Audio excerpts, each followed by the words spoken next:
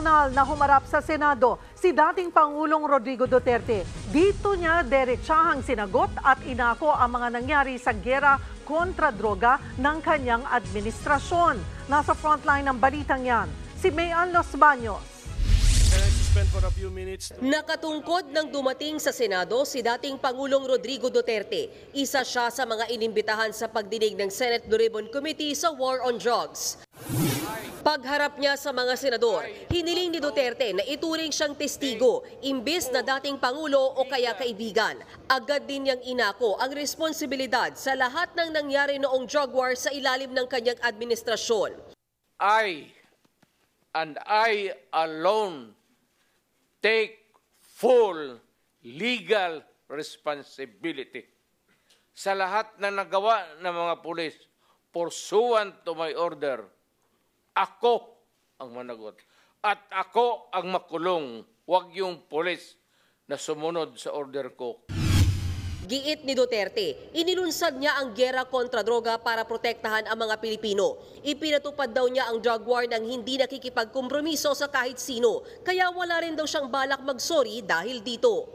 Do not question my policies because I offer no apologies, no excuses. I did what I had to do. And whether you believe it or not, I did it for my country. Paliwanag ni dating Pangulong Duterte sa mga senador, nangangampanya pa lang siya noong 2016, ipinangako na niya sa publiko na patitigilin niya ang paglaganap ng iligal na droga sa bansa.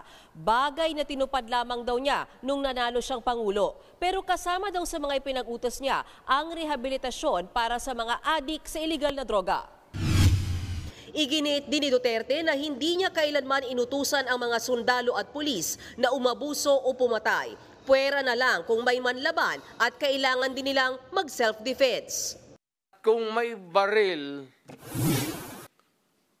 at kung tingin mo, sabi ko sa mga pulis doon sa academy, mamamatay ka,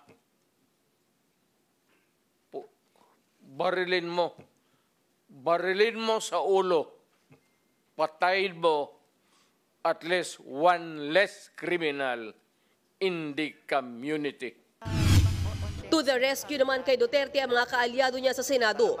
Binatikos ni Senator Bongo ang mga kritiko ng drug war. Bago mahalal si dating Pangulong Duterte, talamak talaga ang iligal na droga noon. Napasukan ito ng sindikato at karamihan dyan armado, kahit ang hanay ng pulisya na infiltrate. Systematic talaga ang problema. Kaya naman kinailangan po ng kamay na bakal para solusyonan ito. Kaya nga nanalo si dating Pangulong Duterte dahil sa kanyang campaign promise to get rid of illegal drugs. Nanindigan din si Senator Go na walang reward system sa giyera kontra droga. Nagbabalita mula sa Frontline, Mayan Los Baños, News 5. Mga kapatid, Cheryl Cosim po, huwag maging huli at maging una sa lahat sa balitaan. Para sa tuloy-tuloy na talakayan sa Frontline, mag-follow at mag-subscribe sa social media pages ng News 5.